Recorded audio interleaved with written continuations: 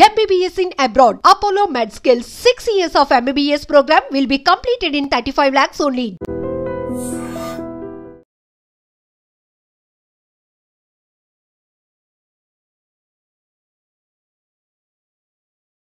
Hi, welcome to iDream. Character ఆర్టిస్ట్గా కొన్ని వందల సినిమాల్లో నటించిన నటి రమ్యశ్రీ గురించి పరిచయం అవసరం లేదు. ఆమె మన తెలుగు వారందరికీ సుపరిచితమే.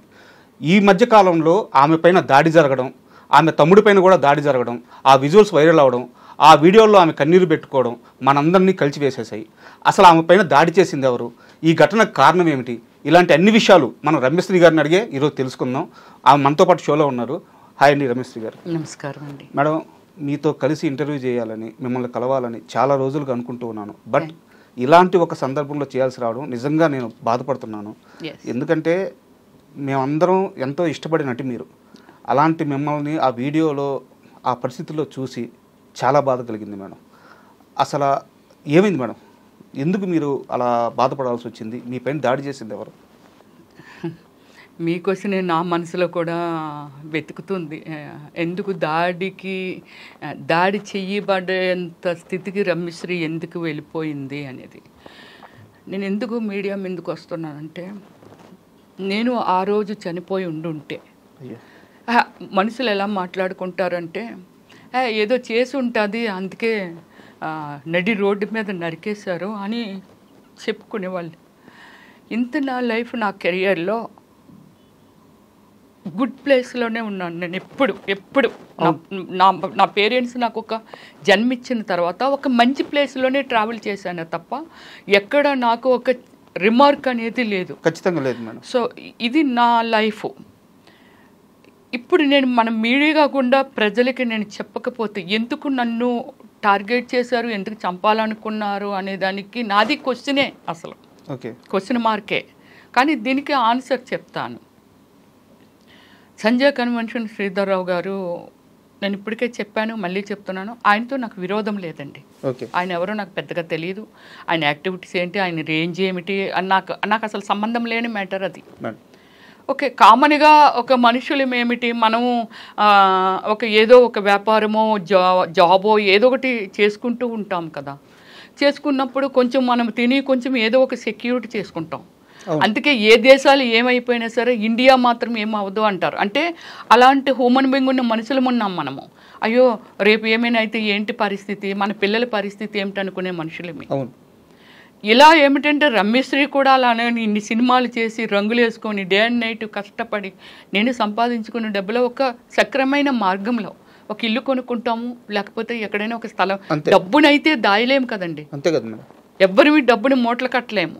సో అలాంటిది ఆ డబ్బులు ఎక్కడోకక్కడ మనం పెట్టుకోవాలి. ఒక మంచి అది ఏమిటి జాగ్రత్త లాయర్కి చూపించుకొని ఇది బాగానే ఉందా, అది ఉందా, ఇందని పెట్టుకుంటుంటాం. 2003లో పెట్టానంటే ఎన్ని ఇయర్స్ అయిందో చెప్పండి. అవును కదా, కొనుక్కున్నాను, 22 సంవత్సరాలు అవుతుంది. కొనుక్కున్నాను.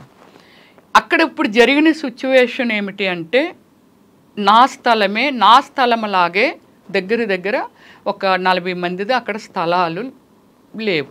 బాధపడుతున్నారు, సఫర్ అవుతున్నారు. అందులో నేను ఒకదాన్ని అంతే. ఇక్కడ ఒకసారి నా సైట్లోకి వెళ్ళి విజిట్ చేస్తే అన్ని వాష్రూమ్లు అయ్యి కట్టేసి ఉన్నాయి అందులో. ఎప్పుడు మేడం ఇది ఒక 2 years అవుతుంది. 2 years బ్యాక్ ఎప్పుడో జరిగింది. అప్పుడు ఎవరిని అడగాలో నాకు అక్కడ తెలియదు. ఇదేంటి మన సైట్లో మన సర్వే నెంబర్ ఉంటుంది, ఎలా అయ్యింది ఇదేంటి అనేసి పోలీసులు అప్రోచ్ అవ్వడం జరిగింది. అంటే కంప్లైంట్ ఇవ్వండి అది ఇదని. ఎవరి మీద ఇవ్వాలి, ఏమిటి ఇక్కడ ఏం జరుగుతుంది అన్నప్పుడు దేవరాజు గారు అనేసి ఒక ఆయన ఫ్రంట్లోనే ఉంటుంది, ఆయన కూడా డిస్టర్బ్ అవుతున్నారు. ఆయన కంప్లైంట్ ఇవ్వడానికి వచ్చారు. మీరు రమ్యశ్రీ గారు కదండి, మీరు ఏంటి కంప్లైంట్? అవునండి.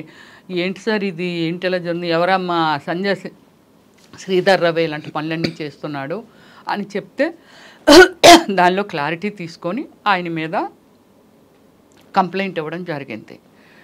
సో ఓకే, ఆయన్ని మన ఎఫ్ఐఆర్ కూడా ఫైల్ చేశారు. ఓకే, ఇది ఒక స్టెప్. తర్వాత అది కూల్, అది అయిపోయింది, అన్నీ అయిపోతున్నాయి. అతను నా మీద రెచ్చి పెట్టుకోవటానికి ఒక రీజన్ ఏమిటంటే, ఆ రోజే నేను వచ్చేస్తున్నాను, పోలీస్ స్టేషన్ నుంచి వచ్చేస్తున్నప్పుడు మన మీడియా మిత్రులు బయట ఉన్నారు. ఉండి అంటే ఆల్రెడీ సంజయ్ కన్వెన్షన్ శ్రీధర్ రావు మీద అక్కడ ఒక ఏమిటి ఇది జరుగుతుంది అనమాట, చర్చ జరుగుతుంది. ఈ అన్యాయం అయిపోయిన వాళ్ళు వీళ్ళు ఎవరో కొందరు వచ్చి మీడియాతో అల్చలు లైవ్ బోర్డు వచ్చేస్తున్నాయి. వచ్చేసి నాకు ఇంటికి వచ్చాక గానీ అది నాకు అర్థం అవ్వలేదు. చాలా మంది బాధితులు ఉన్నారు, అది అక్కడ జరుగుతుంది. మన మీడియా మిత్రులకి నేను నోటెడ్ కదా నాకు. సో వాళ్ళు ఏంటి రమ్య మేడం ఇక్కడికి వచ్చారు, మీరు కూడా దీని బాధితులా ఏమిటి అని అడిగితే అయ్యో అదేం లేదు, అది ఏదో నాకు కొంచెం పర్సనల్ ఇష్యూ ఉండి వచ్చాను అని చాలా క్యాజువల్గా చెప్పి వచ్చేసాను. కానీ అక్కడ ఉన్న వాళ్ళు ఉంటారు కదా, వాళ్ళు నేను అందులో ఉన్నదాన్ని నన్ను గుర్తుపట్టలేరా? వాళ్ళు అన్నారు లేదండి రమ్యశ్రీ గారికి కూడా అందులో ఉంది, అందుకే పోలీస్ స్టేషన్కి వచ్చినట్టున్నారు అని చెప్పారు. అక్కడ జరిగిన విషయం ఏంటంటే అలా చెప్పారని నాకు తెలియదుగా. ఆ నెక్స్ట్ డేనో ఎప్పుడో మన మీడియా మిత్రులు మా ఇంటికి వచ్చేసారు. వచ్చి లేదు మీరు దీని మీద స్పందించాలి, మీలాంటి వాళ్ళు స్పందించకపోతే ఇంత అరాచకమా అది ఇది అని అంటే నేను ఒక స్టేట్మెంట్ ఇచ్చాను. ఏమండి అప్పుడే ఆ పిల్లల్ని ఒక డాక్టర్ని రేప్ చేసి చంపిస్తే ఎన్కౌంటర్ చేశారు, నయ్యేమిని ఎన్కౌంటర్ చేశారు. ఓకే, చెడు చేస్తున్నారు, ఎన్కౌంటర్ చేశారు. దాని గురించి నేను ఏం మాట్లాడానంటే ఏమండి 4 పిల్లలు 5 పిల్లలు మనం ఎన్కౌంటర్ చేశారు డిపార్ట్మెంట్, ఎందుకని తప్పు చేశారు, ఈ తప్పుని అరికట్టాలి, లేకపోతే ఇది అలాగా డెవలప్ అయిపోతుంది, ఎవరు పడితే వాళ్ళు చేస్తారనేగా. అది చెయ్యకూడదనే కదా డిపార్ట్మెంట్ ఈ యాక్షన్ తీసుకుంది. అప్పుడు నేనన్నాను ఏమండి ఆ పిల్లలు ఒక క్రమశిక్షణతో పెరగలేదు, వాళ్ళ తల్లిదండ్రులు వాళ్ళకు ఒక క్రమశిక్షణ చెప్పుండరు, వాళ్ళు ఎడ్యుకేటెడ్స్ కాదు, డ్రింక్ చేసి ఉన్నారు, వాళ్ళ ఏజ్లు కూడా చిన్నవే, అంటే మెచ్యూర్డ్ ఫెలోస్ కాదు. ఒక అవకాశాన్ని వాళ్ళు ఆ అమ్మాయిని ఇలా చేస్తే తప్పని కూడా తెలియని నేచర్ ఉన్న వాళ్ళు అలాంటి వాళ్ళు చేస్తేనే మనం ఎన్కౌంటర్ చేశాము. నయ్యం ఆయన ఏం చేశారో నాకు తెలియదు, ఆయన హిస్టరీ గురించి నాకు అనవసరం. ఎందుకు చేశారో ఒక తప్పు చేశారు, ఇలాంటి మనిషి ఈ భూమి మీద ఉండకూడదు. మరి అలాంటప్పుడు ఈ శ్రీధర్ రావు లాంటి వాళ్ళు, మళ్ళీ చెప్తున్నాను ఈ శ్రీధర్ రావు గారు ఆ వీడియోలు కావాలంటే చూపించవచ్చండి, ఈ శ్రీధర్ రావు లాంటి వాళ్ళు మనుషులు బ్రతుకుంటుండగా, అమ్మాయి చనిపోయింది, పేరెంట్స్ పాపం సఫర్ అవ్వచ్చు, కానీ మనుషులు బ్రతుకుంటుండగా ఒక 100 మందినో లేకపోతే ఇంకో సొసైటీ వాళ్ళు ఇంకొకళ్ళో ఇలాంటి కార్యక్రమాలు చేస్తూ మానసికంగా వాళ్ళని చంపేస్తూ నిద్ర లేకుండా వాళ్ళ హ్యాండ్లకి వీళ్ళ లైఫ్ని తీసుకొని ఇంత ఇబ్బంది పడుతున్న వాళ్ళని ఎందుకు ఎన్కౌంటర్ చెయ్యకూడదు అని అడిగాను. అప్పటి నుంచి నా మీద గ్రెడ్జ్ పెట్టుకున్నాడు అనే సంగతి మాకు ఎలా తెలిసిందో చెప్తాను. ఒకసారి అందరికీ అందరిది రయేజా వాడికి ఇచ్చేద్దాము, రయేజా వాళ్ళ కంపెనీ వాళ్ళు అడుగుతున్నారు, మీరందరూ రండి అని సొసైటీ వాళ్ళని అందరినీ పిలవడం జరిగింది. సొసైటీ ప్రెసిడెంట్ గారు మనందరం వెళ్దాము అని అంటే మేము కూడా, అంటే నేను ఎప్పుడు చాలా వరకు అటెంప్ట్ చెయ్యనండి వీటికి, అంతా రాకేష్ ప్రశాంత్ అతన్ని కూడా నాతో పాటు ఉన్నాడు కాబట్టి తను కూడా టార్గెట్ చేశాడు అంతే. అంటే మరి అన్ని తనే కదా చూస్తాడు, జనరల్ నాలెడ్జ్ దాని గురించి ఏమిటి, ఇదేమిటి, అదేమిటి అనేది. సో నాకు తెలుసు, కానీ ఒక సెలబ్రిటీగా అన్నిటికీ బయటకు రాలేక తను నేను బయటికి తను పంపించి తను చూసుకోవడం అంతే. ఒక సపోర్టు, ఒక భార్యకు భర్త ఎలాగ సపోర్టో, లేకపోతే ఒక తల్లిదండ్రులు ముసలైపోతే పిల్లలు ఎలాగ సపోర్టో, వాడు నాకు అలాగ సపోర్టు. సో అలా అప్పుడు రమ్యశ్రీ వాళ్ళు ఎవరైనా వస్తే గెట్ అవుట్, బయట స్పాన్సర్లు వాళ్ళే పెడతాడు. ఎందుకు ఆ వ్యవస్థ అతనికి ఎందుకో నాకు అర్థం కాదు. నువ్వు వ్యాపారం చేసుకుంటున్నావు, కూల్ చాలా మంది చేస్తున్నారే. రామేశ్వరరావు గారు సింపుల్గా నడిచి వెళ్ళిపోతారు, సీఎం గారు కూడా నాకు అసలు ఇది అక్కడే లేదన్ని టైప్లో ఉంటారు. ఆయన బొమ్మలు పెట్టడం ఏంది, ఆయన లేఅవుట్ కాదు కదా, అది కాదు. ఇప్పుడు లేఅవుట్ ఇక్కడ కాదండి, ఆయన ప్లేస్ లో ఒక మీటింగ్ పెట్టిన, మీరు అందరూ రండి, రయేజ్ ఆయన ఆధ్వర్యంలో ఆయన ఏదో ఎక్కడో ఒక ప్లేస్ డిసైడ్ చేస్తే అక్కడికి వెళ్ళారు. అప్పుడు ప్రశాంత్ అదే వద్దని అబ్జెక్షన్ చెప్తున్నాడు అంటే పాపం అందులో ఒక 5 ఏం చేశారంటే అదేంటది సొసైటీలో అందరూ ఉన్నవాళ్ళమే ప్లాట్స్ ఉన్నవాళ్ళే అతను వద్దని చెప్పడం ఏంటి అతని మీద ఇది చేయడం ఆయన మేము రామనుకొని ఒక 5-6 మెంబర్స్ వెనక్కి వచ్చేసారు. ఓకే ప్రశాంత్ గారు సారీ అండి మీరు ఏమనుకోవద్దు దాని తను ఏం మాట్లాడారండి ఇది బయటకైతే మనకు రాదా ఏమిటి చెప్పలేమా ఏటి మీకు అనేసి అది చెప్పి వెళ్ళారు వాళ్ళు ప్రెసిడెంట్ అలాగే వెళ్ళారు. సో తను ఏదో 2,70,000 రేటు పెట్టాడు. తర్వాత ఏదో అక్కడ ఏదో ఒక డిస్కషన్ జరిగింది. ప్రశాంత్ని రమ్యశ్రీ తాలూకొల్లి లోపలికి రానివద్దనే దగ్గర మాకు అర్థమైంది మా మీద నేను ఆ స్టేట్మెంట్ ఇచ్చాను కదా అందుకు ఈయన గ్రెడ్జి పెట్టుకున్నారు అనేది. ఓకే ఓకే ఇది ఒక క్లోజ్ కామన్ అది అయిపోయింది. ఓకే ఏదో నడుస్తుంది మన ప్లాట్ ఏంటి అందరం డిస్కషన్ చేసుకుంటాము మాట్లాడుకుంటాము. ఆయన ఉద్దేశంలో ఒకరికొకరు ఎవ్వరూ మాట్లాడుకోకూడదు టచ్లోకి వెళ్ళకూడదు ఏమీ చెయ్యకూడదు. ఓకే ఒక యుద్ధం చేస్తే యూనిటీ ఉండకూడదు అతనికి ఉండకూడదు. ఒక యుద్ధం చేస్తే యూనిటీ కదా సైనికులందరూ తలపడితేనే కదా మనం సక్సెస్ అయ్యేది సాధించేది. ఇరుగు పొరుగు అనేది దేనికి మేడం ఎందుకుంటారు ఆ ఇరుగు పొరుగు కూడా కలవకుండా ఎవరికి వాళ్ళని ఇండివిజువల్ గా బ్లాక్ మెయిల్ చేసి బెదిరిస్తూ ఉంటాడు. ఇది మేము మాట్లాడుకుంటుంటాం కదా ఏమండి నాకు ఇలాగ అయిందండి ఏమండి నాకు ఇలా కాల్ వచ్చిందండి ఏంటోనండి ఈ జీవితాలు ఏమిటోనండి సఫర్ అయిన వాళ్ళు మా లిస్ట్ వరకు బయట ఇంకా 1000 మంది ఉన్నారేమో పెద్ద వాళ్ళు ఉన్నారేమో నాకు తెలియదు కానీ బట్ ఈ సిచ్యువేషన్ని మేము మాట్లాడుకుంటూ ఉండేవాళ్ళం. ఇలా కాల్ వచ్చిందండి రమ్య గారు ఇదండి అని బాధపడిన వాళ్ళు కొందరు హార్ట్ అటాక్ వచ్చి చనిపోయిన వాళ్ళు ఇలాగా ఆ టీంలో ఉన్నారు. ఓకే ఇప్పుడు మార్నింగ్ కార్ యాక్సిడెంట్ జరిగింది కదండి ఇన్సిడెంట్ జరిగింది కదా మేడం. ఆఫ్టర్నూన్ నేను మార్నింగ్ నుంచి ఏం చేస్తున్నానంటే లేదు మేడం మనం కాస్త క్లియర్గా వద్దాము. సో ఈ 2 ఇన్సిడెంట్లు గతంలో జరిగాయి. ఆల్రెడీ మీ స్థలంలో ఆయన టాయిలెట్స్ కట్టించేస్తున్నారు మీరు అప్పుడు ఒక స్టేట్మెంట్ ఇచ్చారు దాన్ని పర్సనల్ గా తీసుకొని ఆయన గ్రెడ్జ్ పెట్టుకొని మిమ్మల్ని ఆ మీటింగ్స్ అన్నిటికీ అవాయిడ్ చేస్తూ వచ్చారు. తర్వాత ఈ మొత్తం విషయంలోకి హైడ్రా ఎలా ప్రవేశించింది సో వాళ్ళు వచ్చి ఫస్ట్ ఏం చేశారు వాళ్ళు చేసి వెళ్ళిన తర్వాత శ్రీధర్ రావు గారి రియాక్షన్ ఏంటి అక్కడి నుంచి కాస్త వివరంగా చెప్పండి. దీనికి ఏమిటంటే హైడ్రా పెట్టిన తర్వాత అంటే హైడ్రా ఎప్పటి నుంచో లేదు కదండి. హైడ్రా ప్రవేశపెట్టిన తర్వాత దాని రూల్స్ ఏమిటి రెగ్యులేషన్స్ ఏమిటి వీటి గురించి అనేది క్షుణ్ణంగా తెలుసుకున్నామండి. ఇది నిజంగాన మన తెలంగాణ రాష్ట్ర రెస్పెక్ట్ఫుల్ సీఎం రేవంత్ రెడ్డి గారికి పాదాభివందనం చేయాలండి. లేకపోతే మేము చాలామంది బయటపడలేము అంటే మేమని కాదు ఈ సొసైటీలో ఈ సమాజంలో చాలామంది బయటపడలేరు. ఓకే సో దీన్ని ఇదంతా స్టడీ చేసాము మాట్లాడుకున్న తర్వాత వాళ్ళు ఏమన్నారంటే రమ్య గారు ఇలాంటివన్నీ చాలా చూసామండి మీరు కొంచెం ముందుంటారా మీరు సెలబ్రిటీ కదండి ఎవరైనా మాట్లాడినా వింటారు మీతోటి బాధితులు మేమందరం పెద్ద వాళ్ళు 80 ఏళ్ళు 85 ఏళ్ళు అలాగే 70 ఏళ్ళు ఇలాంటి వాళ్ళు ఎవరో ఒక కొడుకుంటే ఎక్కడో ఉన్నాడు ఏదో చిన్న జాబ్ చేసుకుంటున్నాడు దీని గురించి పెద్దగా చెప్పినా వాళ్ళకి అర్థం కాదు ఎంతో కష్టార్జంతో అప్పుడు ఏవో చిన్న జాబులు చేసుకుంటే ఆ జాబ్ చేసుకున్న దాంతో అది కొనుక్కున్నానమ్మ కూడబెట్టుకొని ఇలాగ వీళ్ళు చెప్పారు.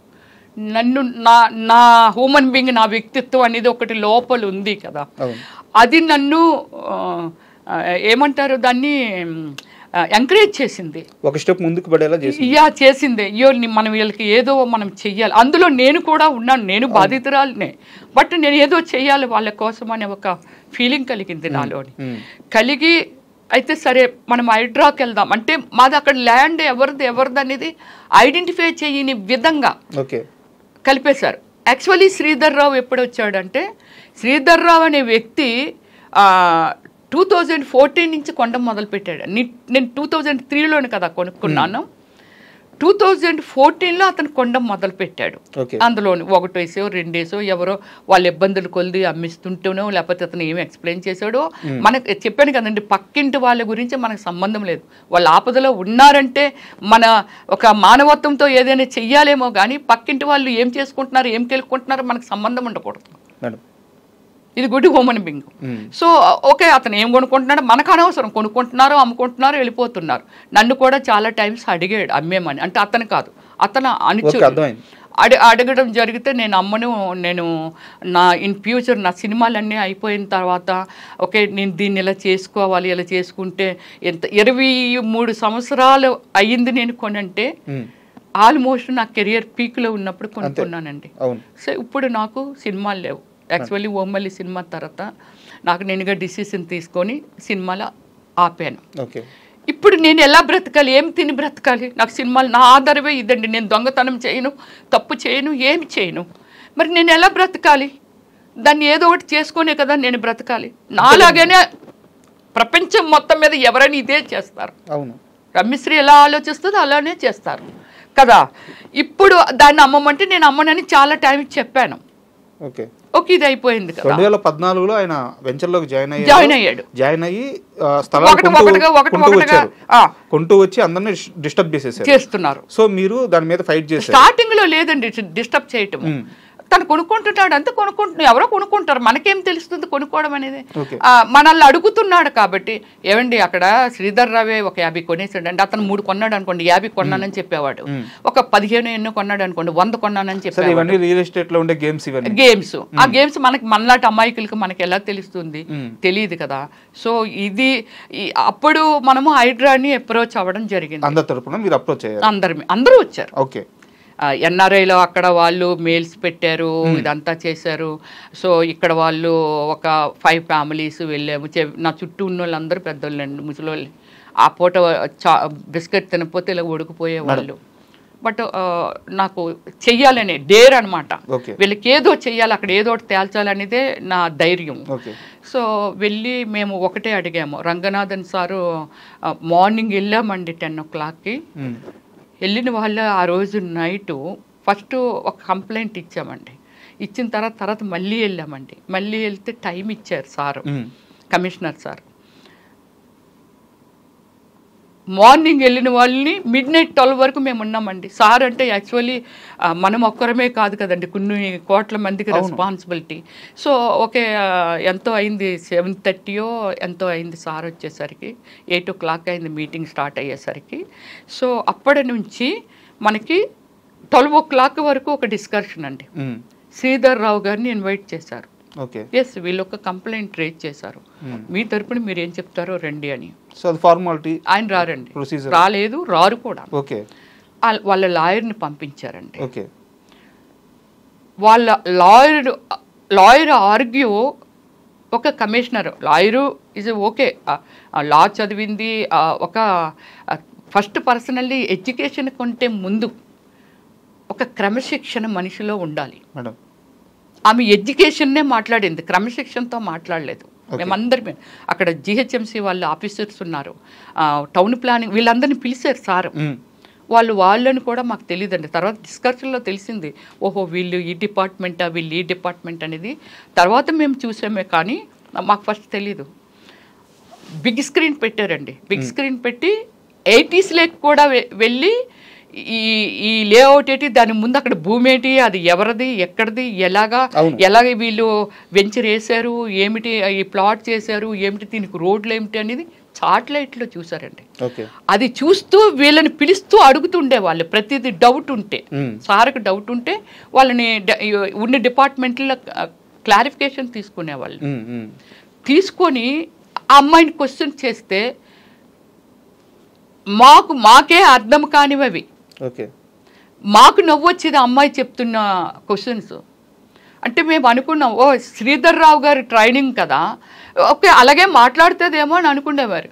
ఇవి రూల్స్ కాదు సార్, ఎనీథింగ్ క్లారిటీగా అడుగుతూ మాట్లాడుతుంటే మాకు అర్థమైపోయేది. అదేంటి అలా చెప్తావు, రోడ్స్ కానీ ఆ రోడ్లో లేవు సార్, అది అడవు సార్. మరి దానికి అప్రోచింగ్ రోడ్ చూపించుకున్నా లేఅవుట్కి పర్మిషన్ ఇవ్వరు కదా, అంతే కదా, ఇవ్వరు కదా.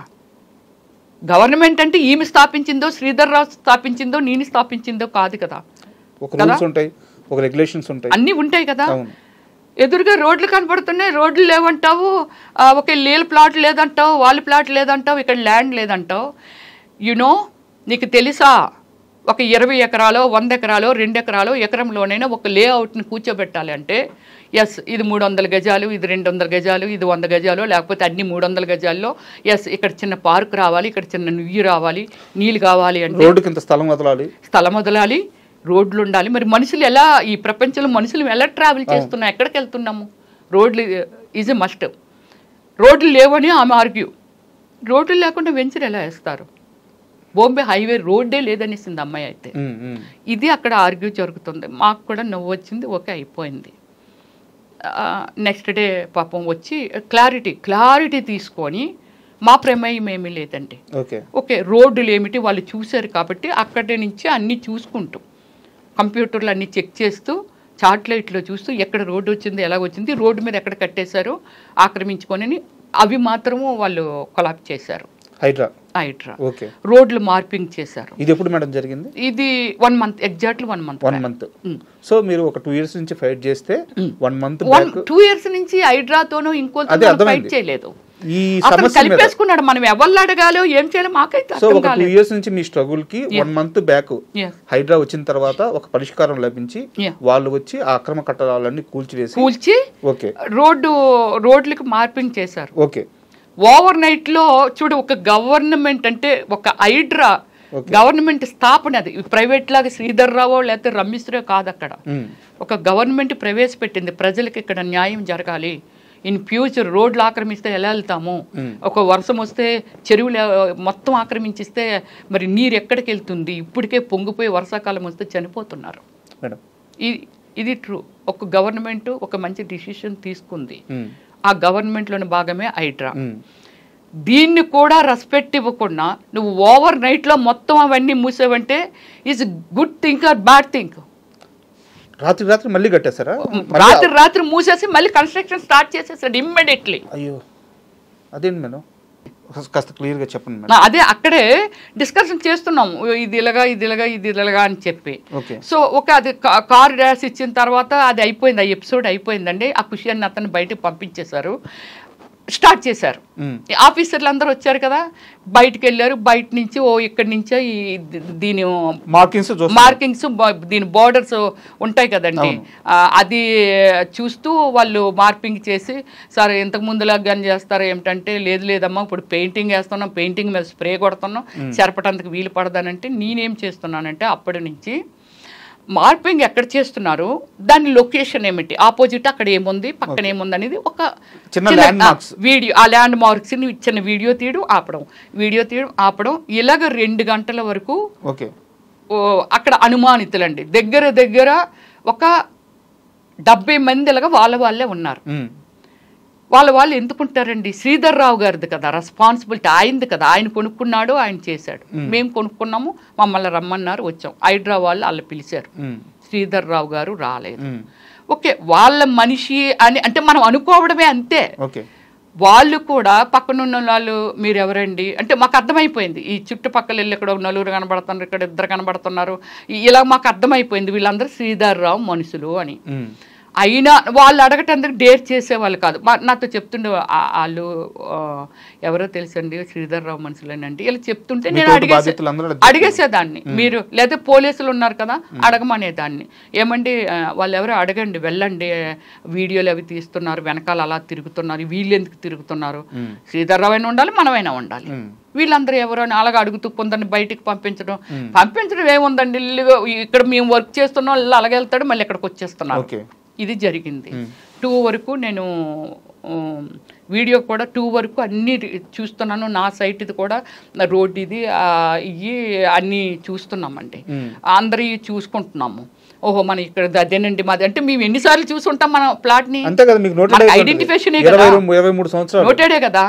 దీన్ని ఏమిటంటే ఎప్పుడైతే రోడ్లు వీళ్ళు ఇంకా అప్పటికింకా ఏమీ రాలేదండి, ఒకటే పొక్కులైనర్ ఉంది, వస్తాయండి ముందు మార్పింగ్ చేసిస్తే అంటే మేము రిక్వెస్ట్ చేస్తున్నాం ఆ సార్ని, సార్ మీరు మార్పింగ్ చేస్తున్నారు, మళ్ళీ సగం అటు ఇటు చేసి వెళ్ళిపోతే మళ్ళీ అతను రాత్రి మూయించేస్తాడు అంటే మేమేమో ఎర్రోళ్ళం అమ్మ, మేము కూడా ఎడ్యుకేటెడ్స్, మేము ఒక వ్యవస్థని నడుపుతున్న వాళ్ళమి, ప్రజలకు రెస్పాన్సిబిలిటీ ఉన్న వాళ్ళమి.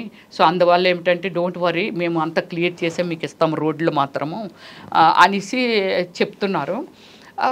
లంచ్ 2 అయింది కదండి, వీళ్ళు వచ్చిన వాళ్ళు ఫ్యామిలీస్ అందరూ పాపం లంచ్ కానీ ఒకరు రమ్య గారు ఇక్కడ ఉందండి నేను అలాగే రోడ్డు మీదకి వెళ్ళిపోలేను కాబట్టి నేను ఆగిపోయానండి. నాకు నైట్ డిన్నర్ లేదండి, అలాగే మార్నింగ్ బ్రేక్ఫాస్ట్ లేదు, కళ్ళు తిరుగుతున్నాయి.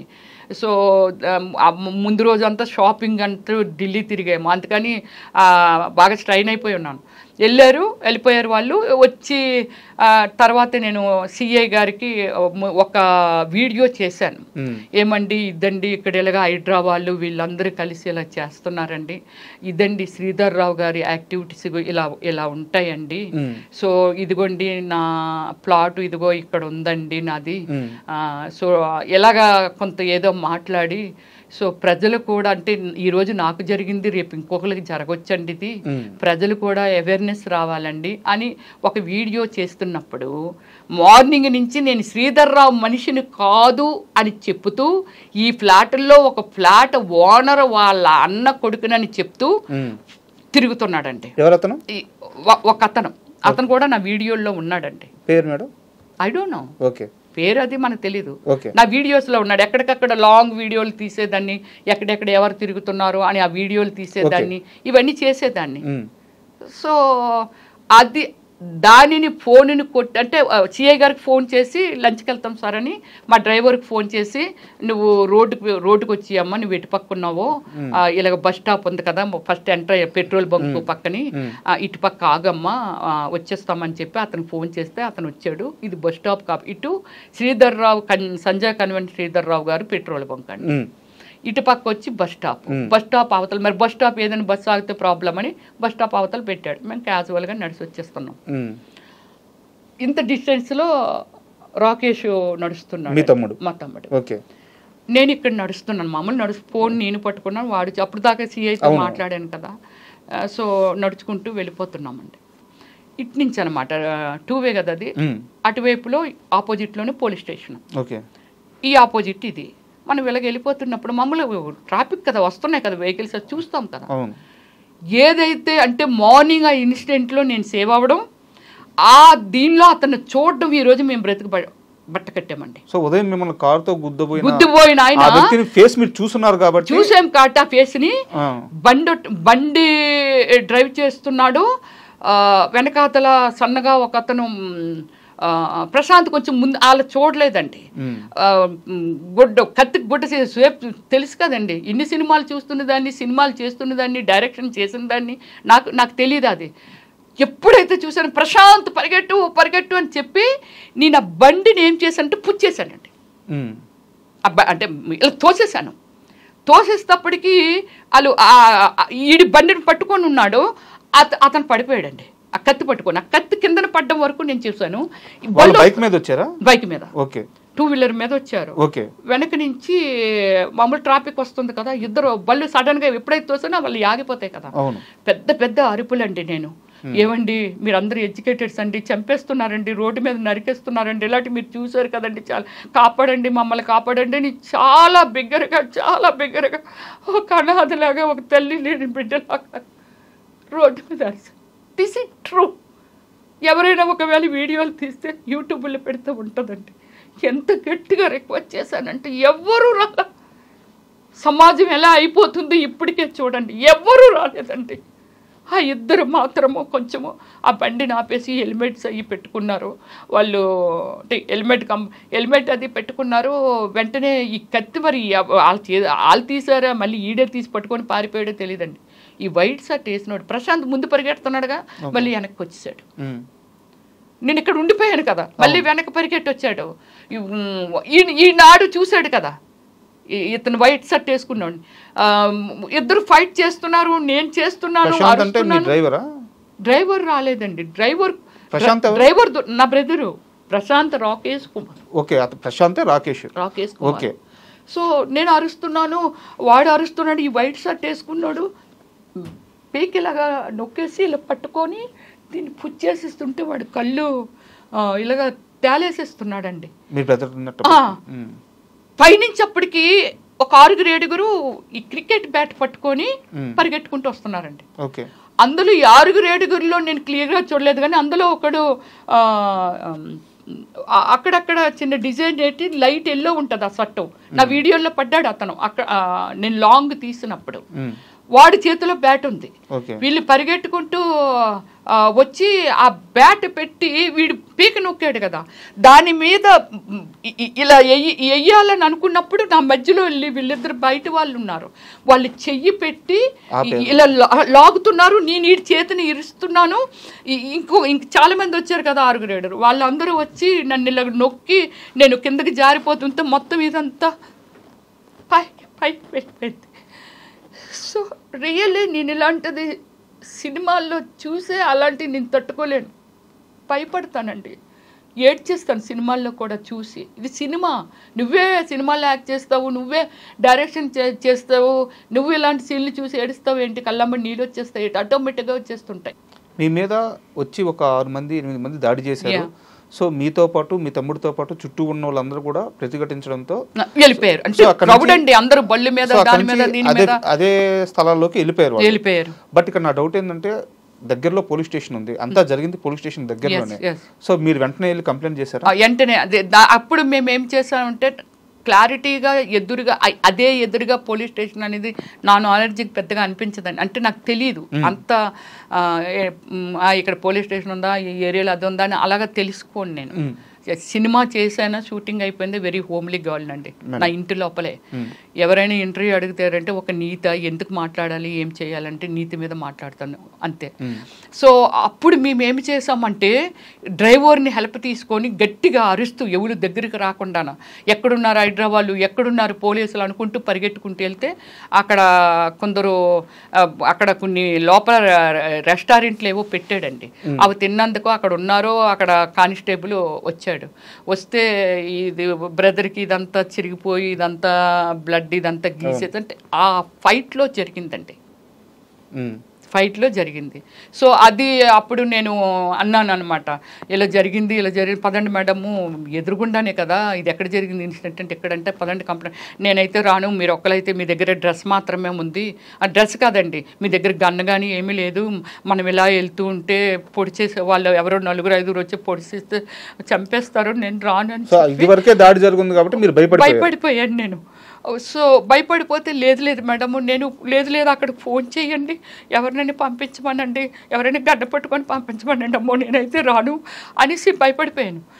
లేదు మేడము ఈ డ్రెస్ ఉంది కదండి, డ్రెస్ ఏం చేస్తుంది, డ్రెస్ మిమ్మల్ని కూడా పొడిచిస్తే ఏం చేస్తారండి, అయిపోయిన తర్వాత ఎవరు ఏం చేయలేము కదా, ప్లీజ్ అండి ఎవరినైనా పంపించమనండి అంటే ఎస్ఐకో ఎవరికో ఫోన్ చేస్తే నేను పంపుతున్నాను అది ఇదంటే లాస్ట్కి పంపలేదు.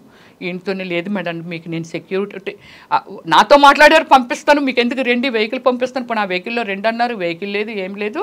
ఈ కానిస్టేబుల్ గుండానే ఆయన దగ్గరగా ఆయన ముందుని అలా భయపడుతూ నడుచుకుంటూ పోలీస్ స్టేషన్కి వెళ్ళాం. అక్కడ ఉన్నారండి ఎస్ఐ, ఏం జరిగింది సార్, ఇలాగ జరిగింది సార్, ఇది సార్ విషయం. పాపం కానిస్టేబుల్ అంతా క్లియర్గా చెప్తున్నాడు, సార్ మేడం మార్నింగ్ నుంచి వీడియోస్ అవి చేస్తున్నారు, అనుమానాస్పదంగా ఉన్నోళ్ళు చూడమ్మా అక్కడ ఏదో తిరుగుతున్నారు, ఒకసారి వెళ్ళి అడుగు, ఇదంతా చెప్తున్నారు సార్. ఇలాగా అంటే మేమందరం ఇక్కడ ఉన్నాము, లంచ్ కానీ బయటకు వెళ్తుంటే ఈ ఇన్సిడెంట్ బయట జరిగిందట సార్, మేము ఎవరమే లేము అక్కడ అని చెప్పారండి. డోంట్ కేర్, వెళ్ళి కంప్లైంట్ రాయండి, ఓకే ప్రామిస్ అండి. ఒక ఎస్ఐ మీద నేను ఇలా చెప్పాను కదండి, జాబ్ చేసే వాళ్ళన్నా కష్టపడే వాళ్ళన్నా నేను చాలా రెస్పెక్ట్ ఇస్తాను, కానీ అక్కడ అతను కేర్లెస్. ఇంతకుముందు నేను వినేదాన్ని కదా, అక్కడ ఉన్న పోలీసులు, అక్కడున్న పోలీస్ స్టేషను అమ్ముడిపోయిందండి శ్రీధర్రావుకి. శ్రీధర్రావు ఏది చెప్పితే అదే జరుగుతుందండి, అక్కడ మనకేమి న్యాయం జరగదండి, మనం కంప్లైంట్లు ఇచ్చుకొని అవి ఇచ్చుకొని. ఓకే, నేను ఆ వాతావరణాన్ని అక్కడ చూశాను. సో ఈ ప్రాబ్లము ఇదంతా లెటర్ రాయమంటున్నారు, మాకు చేతులు మీరు రాయండి అంటాడు రైటర్. నువ్వు ఉన్నావు కదా, రైట్ అందుకే నువ్వు ఉన్నావు కదా, మీరు రాయడం ఏంది, రైట్ అందుకే రైటర్ నువ్వు ఉన్నావు. ఓకే, మాకు ఈ టెన్షన్లో ఉన్నాం కాబట్టి రాయలేము, రాసిపెట్టు. సరే చెప్పండి, ఇదే ఆయన ఎక్స్ప్రెషన్. సో దీన్ని మనము ఒక ఏది చేసో లెటర్ రాసాము. అప్పుడు మాలా చౌదరి గారని ఈయన బాధితురాలు, శ్రీధర్రావు గారు బాధితురాలు. ఆమెనేమో పాపం వాళ్ళ హస్బెండ్ ఏదో మర్డర్ చేశారు ఏదో. ఆయన ఏంటండి మేజర్ అండి, రిటైర్డ్ మిలిటరీ మేజర్ అండి. మిలిటరీలో ప్రజాసేవ చేసే మనిషి. ఏదో అయింది ఆవిడ్ని 2 weeks శ్రీధర్ రావే నువ్వు చౌదరివి నేను చౌదరిని అలాగ పాపం ఆమెని మబ్బి పెట్టి కులాన్ని ఎందుకండి వాడుకుంటాడు? చౌదరి అయితే చౌదరిలో ఉన్నోళ్ళు అందరూ ఇతన్ని తప్పు చేయమని చెప్తున్నారా అండి? చెప్పరు కదా. అది ఎంత తప్పు కులాన్ని వాడడం అనేది. అలా వాడుకొని ఆవిడ్ని మబ్బి పెట్టి అది అక్కడ జరిగిన సిచ్యువేషన్ అండి. ఆవిడ ఆల్రెడీ మన అడిషనల్ కమిషనర్ దగ్గరికి వెళ్ళి ఏంటి సార్ ఇది ఎలాగుంది చూడండి సార్, వీళ్ళందరూ భోజనానికి వెళ్ళి వాళ్ళందరూ అక్కడికి వచ్చేసారు సార్. వచ్చేసిన తర్వాత ఆయన్ని కలిసి ఇది చెప్తుంది ఆవిడ. మేము పరిగెట్టి వెళ్ళాం, వీళ్ళు ఎక్కడ రెస్పాండ్ అవ్వట్లేదు. వెంటనే ఇలా జరిగిందా, హైదరాబాద్లో ఉన్నారా, ఎందుకు మరి సెక్యూరిటీ ఇవ్వలేదు, అది ఇది అని అనిచి ఒక 25 మెంబర్స్ని ఫిమేలు అడిషనల్ కమిషనర్ గారు సిఐలు వీళ్ళందరూ లొకేషన్కి ప్రయాణం అవుతున్నారండి. నేను ఇది కంప్లీట్ అవ్వలేదు, దీనికి మనకేమీ ఎక్నాలజ్మెంట్ ఇవ్వలేదు, నేను వాళ్ళతో వెళ్ళిపోతాను, ఉండండి మీరు కూడా ఉండండి సార్, నేను కూడా అక్కడికే వచ్చేస్తాను అని చెప్పి నా బ్రదర్ని ఏమో హాస్పిటల్కి రాశారు సార్. వాడిని ఒక్కడిని పంపించాలంటే భయం. డ్రైవర్ బయట నుంచి ఫోను, అమ్మ ఇక్కడ కూడా బయట కూడా వాళ్ళ మనుషులే ఉన్నారు, నన్ను వచ్చి అడిగారమ్మా మీరు పోలీసుల పక్క నుంచి ఎక్కడికి రాకండి అమ్మా.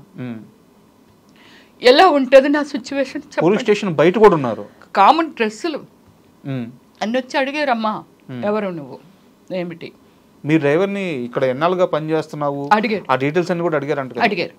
అడిగితే లేదు సార్ నేను ఒక 5 days అయింది సార్ ఇక్కడికి వచ్చి, నాకేమీ తెలియదు సార్, అది మన వెహికల్ ఫోటోలు తీసుకోవడం ఇదంతా. సో ఇది నేనేమంటున్నా, వెహికల్ ఫోటోలు ఇక్కడ తీసుకోలేదు, దాని ముందే తీసేసుకున్నాను. లోపల మా సిచ్యువేషన్ ఎలా ఉంటుంది, వాడిని ఎలా నేను హాస్పిటల్కి పంపించాలి, వీళ్ళందరూ ఇక్కడికి వెళ్ళిపోయారు, నేను కూడా మీతో వచ్చేస్తాను, ఇది అన్ఫినిషింగ్ అయిపోతుంది కంప్లైంట్ ఇవ్వకపోతే, ఎక్నాలజ్మెంట్ తీసుకోవాలి, వెంటనే ఎఫ్ఐఆర్ ఫైల్ చేయాల్సింది ఎంక్వైరీ చేసి ఫైల్ చేస్తామని చెప్పారు. సో ఓకే, ఇది అయిపోయింది కదండి. ఇప్పుడు నేను ఒకటి చెప్తున్నానండి శ్రీధర్ రావు గారిని, ఒక్క డౌట్ మేడం, ఫైనల్గా కేసు ఫైల్ చేశారా? చేశారు. ఓకే, ఇచ్చారు. ఓకే, ఇప్పుడు ఆ కేసు రన్నింగ్లో ఉంది. ఓకే, ఎంక్వైరీ చేస్తారు. ఎస్, ఎస్టర్డే పోలీస్ స్టేషన్కి వెళ్ళాము. ఓకే, వెళ్ళి అంతా ఎవరున్నారు ఇక్కడ, ఏముంటారు ఎదురుంటారు, వెళ్ళప్పుడు నా ఫోన్ని ఏమండి మేమేమి దొంగలం కాదు కదా, వాడెవడో దొంగతనం వేశారు, మీరు రికవరీ చేశారు, నాకు ఇచ్చేయండి, నాకు కమ్యూనికేషన్ గ్యాప్ వచ్చేస్తుంది. ఇలాంటి సిచ్యువేషన్ నా ఫ్యామిలీతోనో ఇంకోతోనో నా ఫ్రెండ్స్తోనో ఏదైనా చూడాలి, ఎందుకంటే ఈవినింగ్ మళ్ళీ మీడియా కూడా వచ్చేసారు అక్కడికి. సో ఇదంతా చూసి వాళ్ళు బెదిరిపోతారండి, నాకు ఒక కమ్యూనికేషన్ కావాలి కదా, నా ఫోన్ ఇచ్చేయండి అంటే అలా ఇవ్వమండి, కోర్టులో సబ్మిట్ చేస్తామంటే మా లాయర్ గారు అది అన్నారు. కోర్టులో సబ్మిట్ చేయడం ఏంటి, నీది పోయిందని కంప్లైంట్లో అయితే రాసావు కదా, అది రికవరీ చేసినప్పుడు నీ చేతికి ఇచ్చేయాలి కదా. వాళ్ళ దారిలోనే పోయింది, అది లాగేసుకొని అతనే బయట నన్ను ఏదైతే మర్డర్ అటెంప్ట్ చేయబోయాడో అతనే లాక్కొని వెళ్ళిపోయాడు. సో ఆ వెంకటేష్ అంటే అతని పేరు, తర్వాత మనం ఎంక్వైరీ చేస్తే వెంకటేష్ అని తెలిసింది. సో ఇచ్చేయాలి కదా. నేను అన్నాను ఆ వీడియోలన్నీ తీసుకున్నాను, కేర్ఫుల్గా ఉన్నాయా లేదా నేను చూడాలి, వాళ్ళు ఏమైనా చేసేసారేమో అది ఇదని అంటే సరే ఎందండి అయితే ఓపెన్ చేయండి అని చెప్పి ఇచ్చాడు. ఓకే ఇవి ఉన్నాయా, ఓకే ఏమో అన్నీ మనకు గుర్తుంటాయండి, ఎన్ని వీడియోలు తీసామో, వాళ్ళు ఏమైనా ఓవర్ నైట్లో చూసి, అంటే నాది సీక్రెట్ కోడ్ పెట్టాను దానికి, తీసారే లేదనేది మనకు తెలీదు. సో నా డేటా ఉంటుంది కదా అందులో, నా జీవితం ఉంటుంది కదా దానిలో, అంతే కదా. ఇప్పుడు అదే కదండి ఫోన్ ట్రాపింగ్ గురించి దాని గురించి ఇంత పెద్ద పెద్ద ఇష్యూలు జరుగుతున్నాయనంటే నా జీవితాన్ని, అంటే ఇదంతా అతను చేసిన శ్రీధర్ రావు చేసిన స్కెచ్. ఆవిడ ఫోన్ లాక్కోండి, ఆవిడ ఇంకో విధంగా కూడా బ్లాక్మెయిల్ చేయొచ్చు. ఎందుకు ఇంత గ్రెడ్జ్ ఎందుకు నా మీద? నేనెవరిని, సాదా సీదా మనిషిని, మామూలుగా ఆయన ముందు చీమ బుర్రకాయని కూడా కాదు. అంటే ఏ విధంగా అతను డెవలప్ అయ్యాడో నాకు తెలియదు, కానీ నేను చీమ బుర్రకాయని కూడా కాదు. సో ఇలా అయిపోయింది కదండి. కోర్టుకు వెళ్ళాలి మేము, కోర్టుకు వెళ్ళి టైం అయిపోయింది అప్పటికి. యాక్చువల్లీ 10కి రమ్మన్నారు, ఇక్కడే 12 అయిపోయింది. షార్ట్ కట్లో కొట్టి కోర్టుకు వెళ్దామని కోర్టుకు వెళ్ళి లాయర్ తిట్లు. వెంటనే కమిషనర్ గారికి కాల్ చేశాను. సార్ కమిషనర్, అడిషనల్ కమిషనర్ నా దగ్గర అదే నెంబర్ ఉంది, కాల్ చేశాను. సార్ ఇప్పుడు నాది ఫోన్ పోయింది సార్, నాది కోడ్ అడిగాడు అతను, మీరు అదే మీ సీక్రెట్ కోడ్ పెడతారు కదండి, అది చెప్పండి అని అన్నాడు.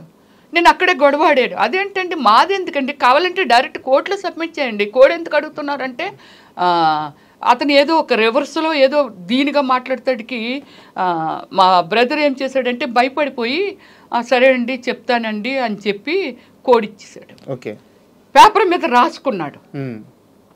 అయిపోయింది కదా. వెళ్ళిన తర్వాత లాయర్ గారు చెప్పిన తర్వాత నేను అడిషనల్ కమిషనర్ గారికి కాల్ చేశాను.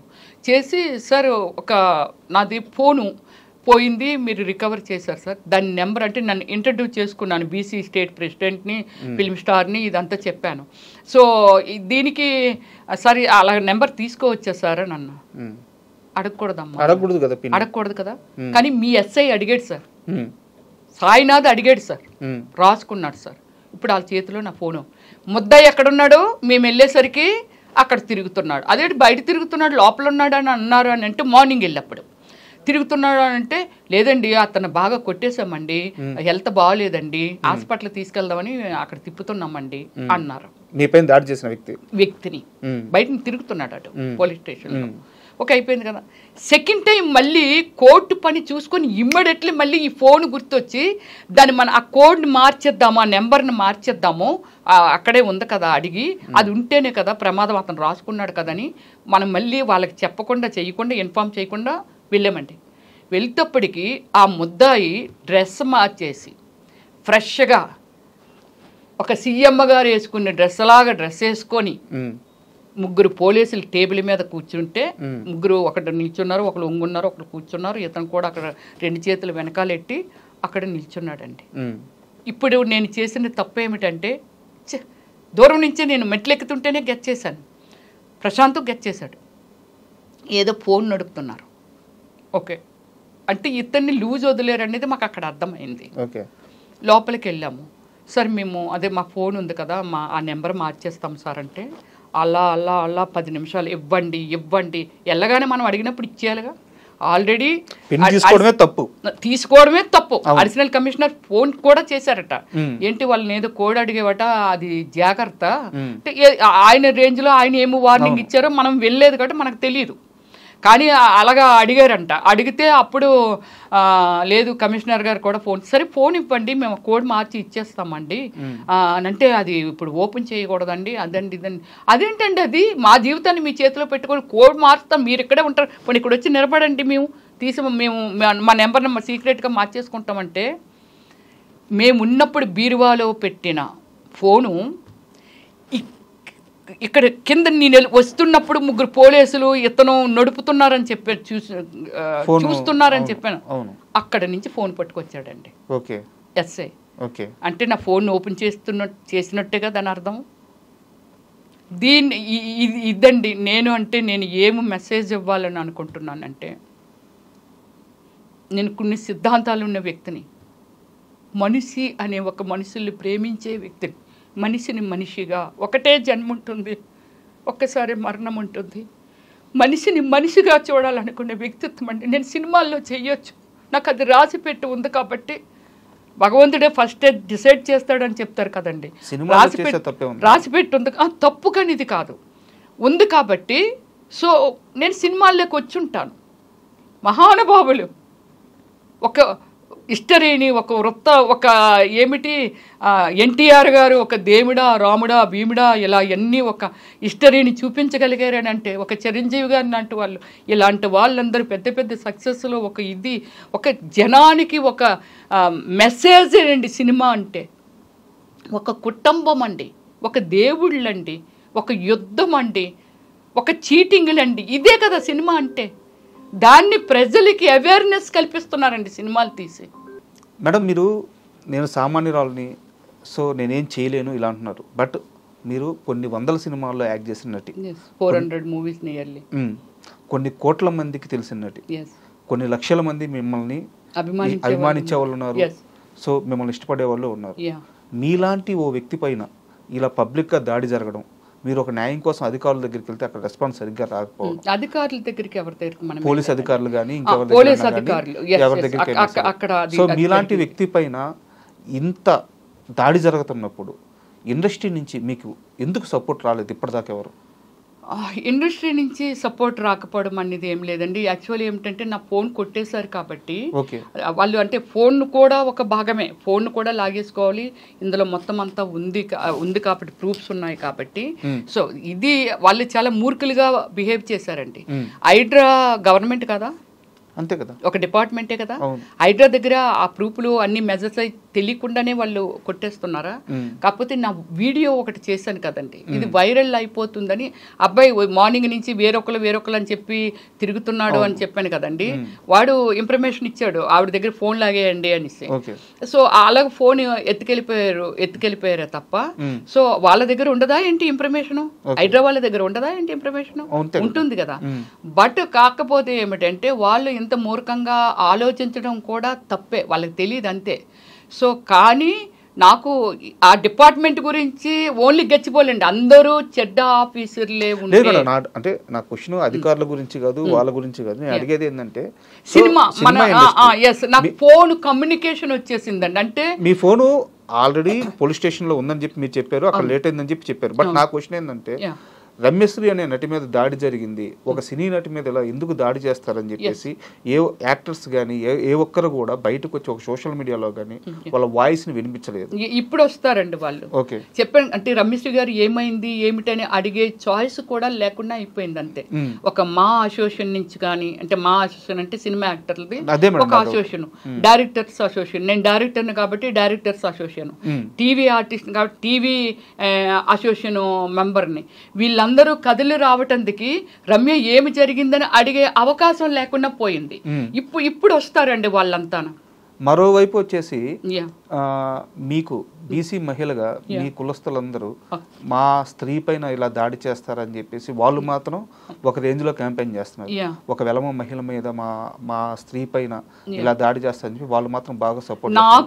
నాకు కులాలు లేకపోతే అవి ఏమీ లేవండి.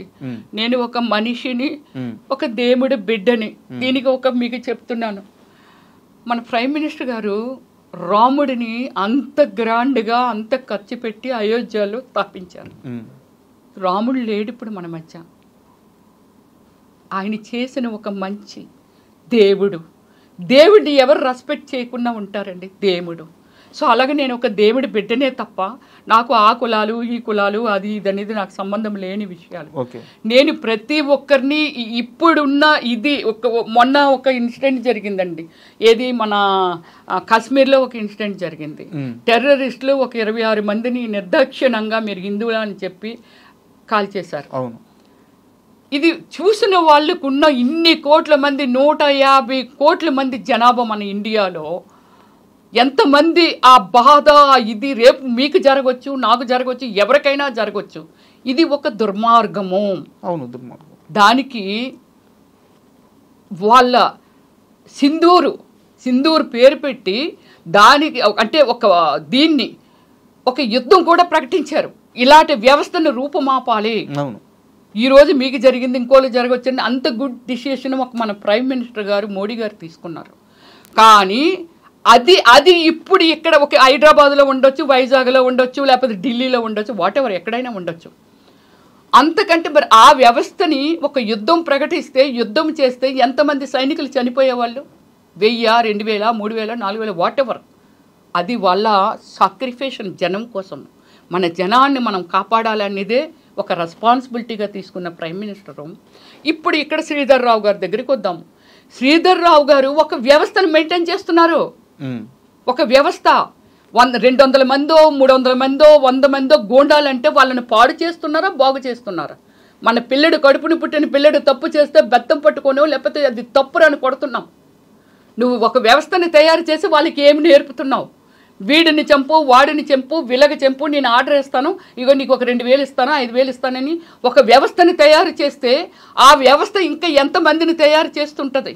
ఆ వ్యవస్థ వల్ల ఈ సమాజం ఇప్పుడు 70-75% ఒక మంచి అనేది ఏదైతే ఉందో, మంచి కోసం ఆలోచించే, ఒక మనిషి కోసం మనిషి ఆలోచించే ఒక హ్యూమన్ బీయింగ్ ఏదైతే ఉందో ఆ వ్యవస్థ టాప్కి వెళ్ళిపోద్ది. ఇంకా ఈ 100 మంది 200 మంది ఇంకొక 500 మందిని తయారు చేస్తారు. ఖచ్చితంగా బ్యాడ్ కల్చర్ కదా. దీనికి రెస్పాన్సిబిలిటీ నేనేమంటానంటే ఈ వ్యవస్థను రూపుమాపటానికి ఇప్పుడు అందులో ఎంతోమంది కష్టపడి సంపాదించుకునే ఎంప్లాయీస్ ఉన్నారు, అది చిన్న చిన్న వ్యాపారం చేసుకున్న వాళ్ళు ఉండొచ్చు, ఎవరైనా ఉండొచ్చు. అందుకే నేను ఏం అడుగుతున్నానంటే, నేను మీ ఇంటి ఆడబిడ్డని అనుకోండి, మీ పిల్లలు ఏదో సాఫ్ట్వేర్ ఉద్యోగాలు చేసుకుంటే, ఎక్కడో ఏదో చిన్న మొక్క ఏదో కొనుక్కుందామని అనుకుంటే అది ఎవరైనా ఆక్రమించుకుంటే ఎలా ఉంటుంది? ఇలాంటి దాన్ని అరికట్టడానికి ప్రజల నుంచే ఒక విప్లవం రావాలి, ఒక ఎంప్లాయీస్ నుంచి ఒక విప్లవం రావాలి, అలాగే ఒక యూత్ నుంచి విప్లవం రావాలి, అలాగే ఒక లేడీసా లేకపోతే ఇంకోటి అనేది మన పిల్లలు రేపు రమ్యలాగా అవ్వకూడదు అని అనుకుంటే ఇలాంటి వ్యవస్థను మాత్రమే రూపుమాపమంటున్నానే తప్ప శ్రీధర్ రావు గారి మీద నాకు ఎటువంటి కోపము లేదు. అతను చేస్తున్న యాక్టివిటీస్ ఏవైతే ఉన్నాయో చాలా దారుణము. అలాగే ప్రభుత్వ అధికారులు ఎవరైతే ఉన్నారో అతనికి తొత్తులుగా మారి వాళ్ళకి ఎంకరేజ్ చెయ్యకున్నా ఏమి తింటారండి మీరు? ఎంకరేజ్ చేయకుండా ఇంత పెద్ద పెద్ద స్కాములు, ఇంత పెద్ద పెద్ద అన్యాయం జరగదు. అందువల్ల ఏమిటంటే దయచేసి ప్రతి డిపార్ట్మెంటు, ఇదంతా రెవెన్యూ డిపార్ట్మెంట్ కానీ ఏదైనా సరే న్యాయం ఇంత కొంచెమైనా న్యాయం కోసం పనిచేయండి. మీరు భోంచేస్తున్నారు, మీ పిల్లలు జాగ్రత్తగా ఉండాలనుకుంటారు, ఎవరి కోసం మీరు ఈ అన్యాయం చేసి డబ్బును సంపాదిస్తున్నారో ఆ పిల్లలు కూడా ఎలా తయారవుతారో ఆలోచించండి. మా డాడీ ఉద్యోగం ఏంటి, మాకు ఇంత డబ్బు ఎలాగొచ్చింది అనేది వాళ్ళు కూడా అదే బాటలో నడుస్తారు. కాబట్టి దయచేసి ఈ రమ్యశ్రీ పిలుపునిస్తుందండి. ప్రతి అన్న, ప్రతి అక్క, ప్రతి అమ్మ, ప్రతి దయచేసి నాకు జరిగినట్టుగా దీన్ని ఒక్కరికి బుద్ధి చెప్పితే కొందరు భయపడుతుంటారండి. అప్పుడు ఎన్కౌంటర్ చేస్తే చూడండి రేపులు చేయడాలు ఇవన్నీ తగ్గిపోయాయండి. అతను ఎప్పుడైతే అతన్ని నయ్యమునో లేకపోతే ఇంకోళ్ళో కొందరు స్వామీజీలు తయారయ్యారండి. వాళ్ళకి ఏమి తెలుసండి, అతను కూడా మనిషే. ఎంతోమంది కొందరు మాత్రమే మహానుభావులు ఉంటారు, కొందరు మాత్రమే. రజనీకాంత్ గారు కూడా చెప్తారండి, ఆయన ఒక వేదాంతి, ఒక దేవుడి లెక్కన ఆయన అంత మంచి ఆలోచిస్తారు. రోడ్డు అంటే సింపుల్గా వెళ్ళిపోతూ పేదవాళ్ళు ఉంటే దుప్పట్లు కప్పుతారు. ఆయన దేవుడి కింద ఎందుకు పూజిస్తున్నారంటే ఆయన చేసే విధానం.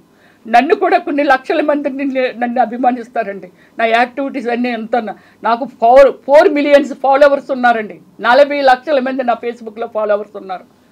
ట్విట్టర్లోను నేను చేసినవి మీలాంటి వాళ్ళు ఉండరండి, రేరుగా ఉంటారండి, నాకు ట్వీట్ చేస్తూ ఉంటారు. ఇలాంటి మనిషినండి నేను. అందుకే నేను ప్రాధాన్యపడుతున్నాను. ప్రతి ఆ రాష్ట్రం ఈ రాష్ట్రం అని కాదు, మీరు కదిలిరండి, కదిలొచ్చి ఇలాంటి ఒక వ్యవస్థని, అంటే శ్రీధర్ రావుని ఈ వ్యవస్థ అనే దాన్ని మనం కంట్రోల్ చేయగలిగితే చాలన్నీ కంట్రోల్ అయిపోతుంటాయండి. భయపడతారండి మనుషులంటే ఇలాంటివి చేయటానికి. ఇది నా పిలుపండి. హైడ్రా దీని గుండా నేను మనందరికీ పిలుపునిస్తున్నానండి. అలాగే నేను సీఎం గారిని కూడా, మన తెలంగాణ స్టేట్ సీఎం గారిని కూడా, మీరందరూ, నేను ఒక్కదాన్ని అయితే ఎంత పోరాటం చేసినా దీనికి ఒక ఇది ఉండదండి. అప్పటిలోనే గాంధీ తాత గారు ఒక వ్యవస్థ, జనము, మనం ఎలా అంటే మన దగ్గర ఏమీ లేకున్నా, ఎక్విప్మెంట్స్ లేకున్నా, బాంబులు లేకున్నా, ఏమీ లేకున్నా అలాంటి వాళ్ళనే తరిమి కొట్టారు అని అంటే, అప్పుడు మన దేశం మీద, మన దేశాన్ని దోసుకు తింటున్నారని దండెత్తిన మన దేశంలో ఉన్న ఇలాంటి మహానుభావులు ఏమీ లేకుండా ఇప్పుడు అందరూ ఎడ్యుకేటెడ్స్ ఉన్నారు, ఎంతో తెలుసు, మనందరికీ తెలుసును.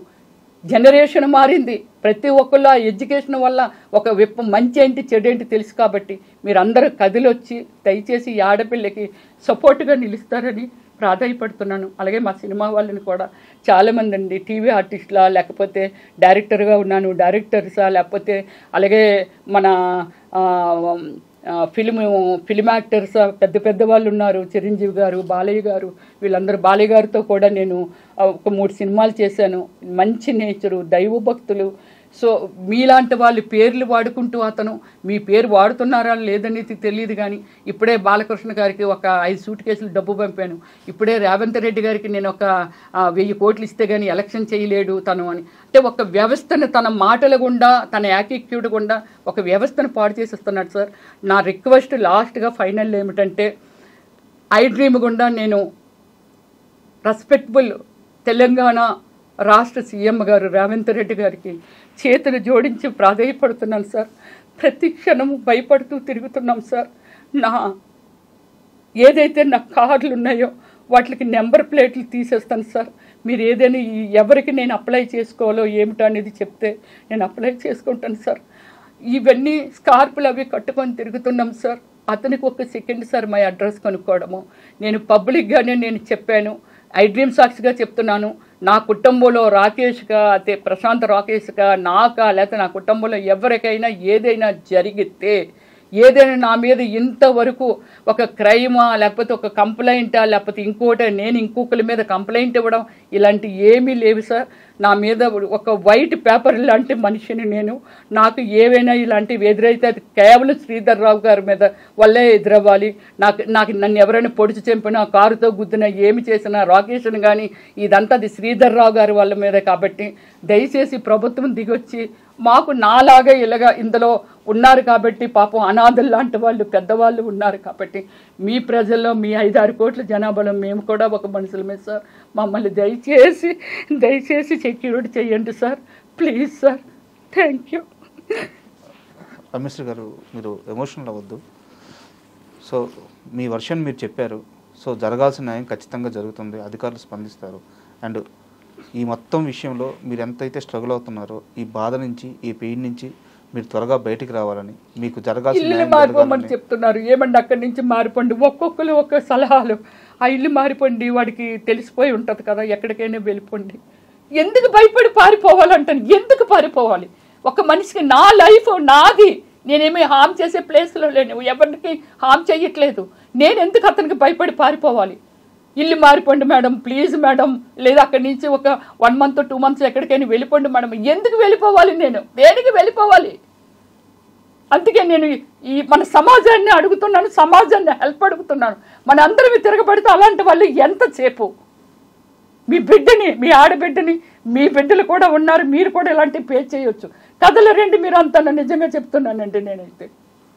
అండ్ మీరు ఈ బాధ నుంచి త్వరగా బయటపడాలని, మీకు ఖచ్చితంగా 100% న్యాయం జరగాలని మనస్ఫూర్తిగా కోరుకుంటున్నాను. And all the best madam. Thank you. నిజంగా ప్రస్తుతం ఉన్నటువంటి సమాజం దేనికి ప్రయారిటీ ఇస్తుంది? ఆర్థిక సంబంధాల చుట్టూ మాత్రమే తిరుగుతుంది. మళ్ళీ ఎన్నికలంగానే చాలా విరక్తి కలుగుతాను. మంచి అనిపిస్తుంది కదా, లేడీస్ కూడా ఛాలెంజింగ్ జాబ్స్ చేసినప్పుడు చాలా బాగుంటది. ట్రాఫిక్ అసిస్టెంట్స్ గా నియమించిన ట్రాన్స్జెండర్స్ అందరితో సాల్యూట్ చేయించుకుంటున్నారు. ఫుడ్ డెలివరీ ఇవ్వటానికి వెళ్ళినటువంటి డెలివరీ బాయ్ అనిల్ పై కళ్ళ ముందు